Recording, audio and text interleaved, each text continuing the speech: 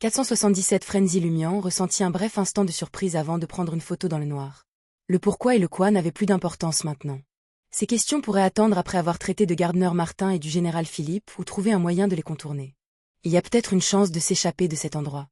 Aux confins de la nature sauvage, les tentatives de Gardner Martin pour sortir Franca de son invisibilité ont échoué, même après une série d'explosions.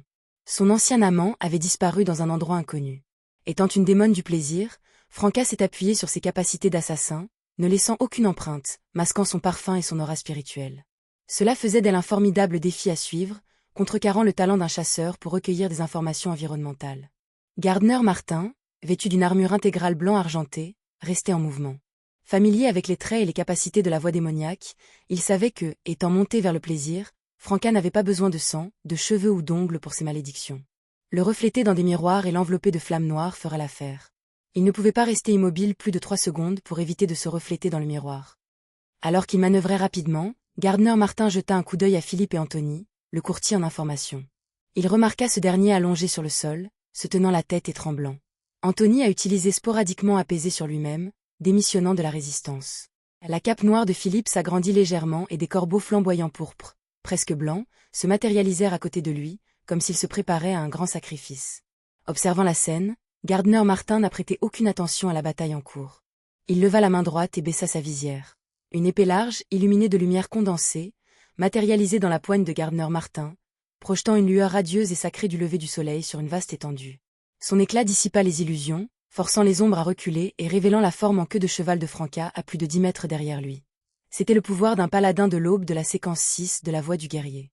Le pouvoir émanait de l'armure d'argent de Gardner Martin, un artefact scellé numéroté accordé par les autorités.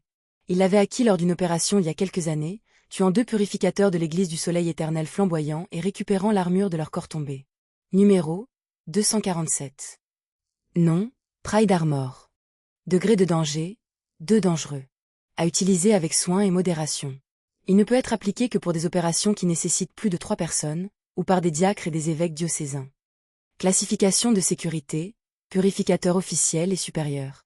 Méthode de scellement, placez-le dans une chambre sombre et sélectionnez des humains physiquement forts pour les garder avec une rotation toutes les 3 heures. Description: vers la fin de la guerre entre le royaume de Loen et l'empire Fézac, une pléthore de météores descendit du ciel, provoquant des catastrophes généralisées. Cette armure a été découverte dans un bâtiment en ruine dans la banlieue de Port-Leuzeur. Les humains à l'intérieur avaient connu une fin brutale.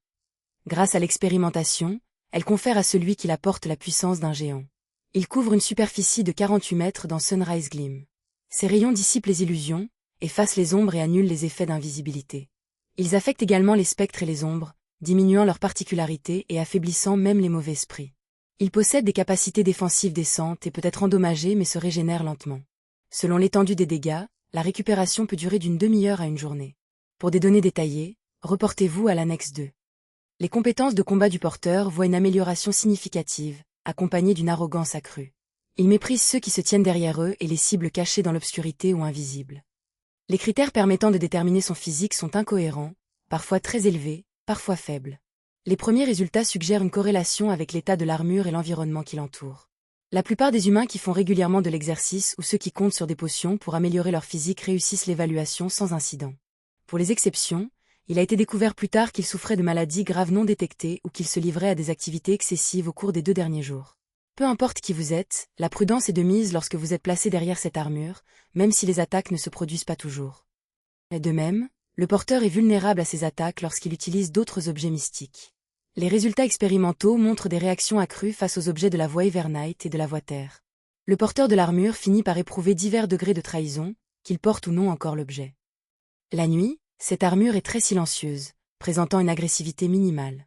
Cependant, sous un ciel éclairé par la lune, son comportement devient particulièrement irritable, atteignant une offensive maximale. Le niveau le plus élevé des sujets expérimentaux est la séquence 5. Annexe 1, le porteur de l'armure grandit à des degrés divers. Les portages multiples ne se cumulent pas à annexe 2. Sous l'influence de l'artefact scellé, 247, Franca s'est matérialisé. Gardner Martin, portant une visière, a hésité brièvement avant de trancher avec l'épée large radieuse dans sa main. Simultanément, une multitude de corbeaux de feu cramoisis, presque blancs, se sont condensés autour de lui. Entouré de corbeaux de feu cramoisis, le général Philippe a croisé les yeux d'Anthony Reed couché. Il a déclaré: « Acceptez votre sort. » Anthony sentit le danger imminent mais se trouva impuissant à résister.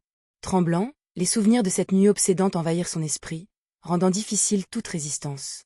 Cependant, alors qu'il se souvenait des paroles du général Philippe sur le fait de devenir un sacrifice, du sort tragique de ses camarades et des années d'enquête, la colère s'est enflammée chez Anthony. C'est lui. C'est lui qui a fait du mal à mes camarades, ces individus brutaux mais attachants, et à mes compagnons qui me soutenaient autrefois. Soudain, la question précédente de Lumian résonna dans les pensées d'Anthony. Jusqu'à ce jour, luttez-vous toujours contre la peur de cette nuit-là, contre les bruits de coups de feu soudains? Possédez-vous vraiment le courage et la détermination d'aller de l'avant? Anthony se souvient de sa réponse. Peut-être ai-je péri dans cette attaque. Ce qui reste est un esprit vengeur, implacable dans sa quête de vérité et de vengeance. Je peux être détruit, mais je ne peux pas abandonner. C'est vrai. J'aurais dû mourir depuis longtemps. Mon seul but dans la vie est la vengeance. Et aujourd'hui, mon véritable ennemi se tient devant moi. Pourquoi devrais-je avoir peur? Je n'ai même pas peur de la mort. Pourquoi craindre les coups de feu, les explosions ou le sacrifice? Cette fois, j'ai choisi de rester à Trèves, non pas pour fuir une catastrophe potentielle mais pour réparer mes regrets. Maintenant, l'opportunité s'est présentée. Les flammes de la vengeance rugissaient dans le cœur d'Anthony Reed. Il leva son regard pour rencontrer les yeux bruns foncés légèrement rougis et remplis de haine du général Philippe, autrefois supérieur de son supérieur. Allez au diable! Anthony jura intérieurement alors qu'il déclenchait une frénésie de psychiatre. Ses capacités pourraient manipuler les émotions ou déstabiliser l'état mental de la cible, la poussant dans un état frénétique et lui infligeant de graves dommages mentaux. Dans certains cas, cela pourrait même amener la cible à perdre le contrôle. Juste au moment où le général Philippe se préparait à libérer un essaim de Fire avant, une vague de danger prémonition le frappa. Avant qu'il ne puisse réagir, le sacrifice prévu releva la tête, fermant les yeux sur lui, ses yeux marrons foncés injectés de sang brûlant d'intensité. Avec un bourdonnement, la tête de Philippe se retourna brusquement, ses pensées plongées dans le désarroi. Depuis qu'il a embrassé la déesse du destin, étant à l'origine une séquence 5, lui, armé des connaissances correspondantes, pouvait ressentir avec précision les changements dans sa personnalité et ses pensées. Son corps avait subi des changements progressifs à mesure que la puissance des bienfaits augmentait. Pour Philippe, mentalement préparé comme il était, c'était acceptable. Une préoccupation le taraudait. Son état mental était devenu imprévisible. Parfois rationnel, parfois fanatique, parfois froid et parfois calme. Son comportement était capricieux. Cela reflétait ses grandes existences. L'esprit du général Philippe avait l'impression qu'une tempête s'était déchaînée en lui. La peau de son visage a enflé et ses cheveux blancs pâles se sont froissés, ressemblant à quelqu'un immergé dans l'eau pendant des jours. Des fils invisibles se matérialisaient à partir de chaque pore, teintés d'une légère teinte mercurielle, donnant à la chair de Philippe l'apparence d'être enflammée de flammes. Le général Philippe a brièvement succombé à la frénésie. À ce moment, une silhouette se matérialisa derrière lui. C'était Lumian, vêtu d'une chemise blanche partiellement rentrée, d'un pantalon marron et de chaussures en cuir noir ressemblant à des peintures à l'huile. Reconnaissant la voix de Franca et sentant le début de la bataille, Lumian ne se précipita pas immédiatement pour lui apporter son aide. Au lieu de cela, il a choisi d'attendre la bonne opportunité. Conscient que sa spiritualité actuelle lui dictait un seul choix optimal, Lumian devait éliminer rapidement Gardner Martin ou le général Philippe. Franca, Jenna et Anthony pourraient alors unir leurs forces pour gérer l'adversaire restant. Choisir une cible n'a pas été une décision facile pour Lumian. Gardner Martin, corrompu par le 13 avenue du Marché et le commandant de l'ordre de la Croix de Fer et de Sang, possédait de nombreuses particularités. Lumian ne pouvait pas garantir qu'une combinaison de coups de poing l'achèverait définitivement. Le général Philippe, avec son avantage lié au destin, pourrait sentir le danger à l'avance, ce qui rendrait improbable l'attaque surprise de Lumian.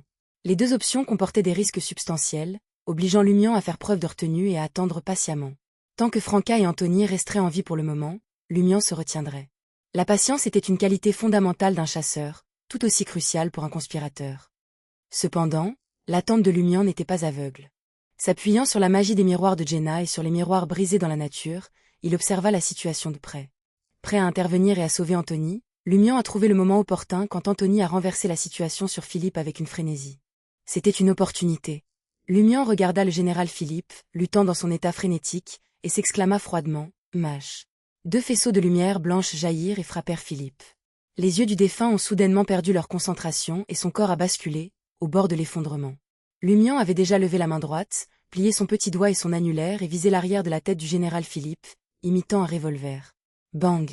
Avec un effet sonore supplémentaire dans son esprit et une légère inclinaison en arrière, une boule de feu cramoisie se comprima rapidement et jaillit du bout de son index et de son majeur, se précipitant vers la cible comme une balle.